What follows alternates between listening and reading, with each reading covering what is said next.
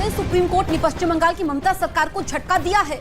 Supreme court ने पंचायत चुनाव के दौरान पश्चिम बंगाल में केंद्रीय सुरक्षा बलों की तैनाती के हाईकोर्ट के फैसले में दखल देने से इनकार कर दिया है। सुप्रीम कोर्ट ने कहा है कि हाईकोर्ट केवल राज्य में निष्पक्ष और शांतिपूर्ण चुनाव चाहता है, जिसमें दखल देने की कोई जरूरत नहीं है।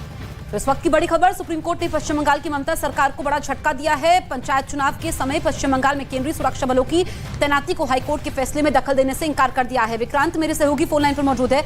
विक्रांत, ये ममता सरकार के लिए बहुत बड़ा झटका?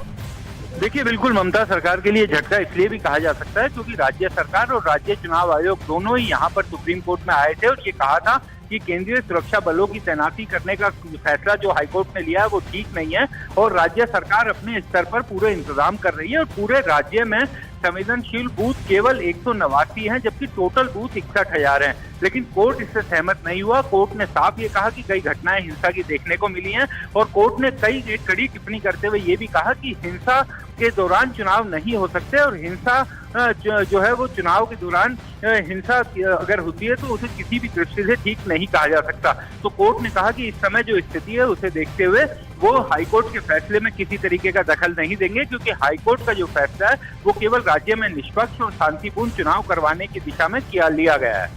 ठीक है विक्रांत, शुक्रिया आपका ये जानकारी हम तक पहुंचाने के लिए।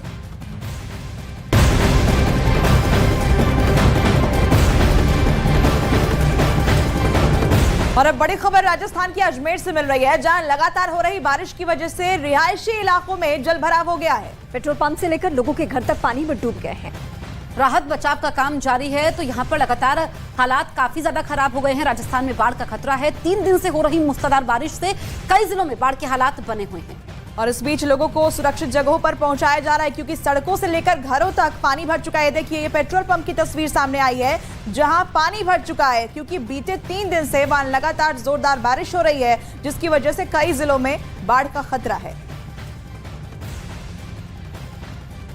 और इस वक्त सीधे भवानी का हम रुख करेंगे। भवानी, इस वक्त क्या हालात बने हुए हैं, क्योंकि कल तक तो हम यही देख रहे थे कि बहुत ज्यादा स्थिति खराब है और बिपुरजॉय का असर जगह जगह जिले जिले में देखने को मिल रहा था।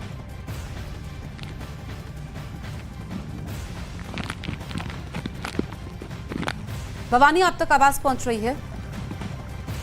देखिए इस वक्त मैं जहां पर खड़ा हूं ये है बाड़मेर के समदड़ी के पास की जगह है, जहां इस वक्त जहां ये सुकड़ी नदी है, इस नदी ये नदी में पानी नहीं था। यहाँ पर मैं सड़क के ऊपर खड़ा हूँ, नदी की ये सड़क है जो आगे में पीछे जो सामने आपको नजर आ रही है दूर तक, वहाँ ये सड़क वहाँ जाती है, लेकिन सड़क के ऊपर 9 फीट से ऊपर पानी बह रहा। जहाँ मैं खड़ा हूँ यहाँ से बहुत गहरा, मेरे से ऊपर पानी है आगे, लेकिन वहाँ से क्रॉस करना काफ़ी मुश्किल है। इसकी वजह से इस नदी का जो बहाव क्षेत्र है वो काफ़ी तेज़ है। इस वजह से तकरीबन 6 से 7 गांव हैं वो पानी से गिर गए। उसमें छोटी छोटी कई ढानियाँ हैं, छोटे गांव हैं जिनको रेस्क्यू किया गया। तकरीबन 46 लोगों को रेस्क्यू करके निकाला गया, उनको सुरक्षित जगहों पर इस वक्त स्कूल्स में अलग अलग जगह पर रखा गया। SDRF की टीम अभी कुछ देर पहले यही काम कर रही थी, तब लोगों को निकाला गया।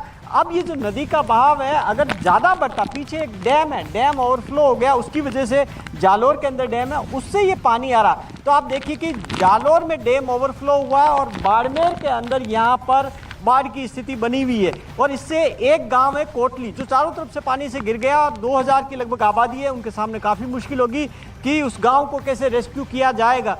ये जो आप बताइए नदी क्या आगे और गहरी है? सर यहाँ से आगे कम से कम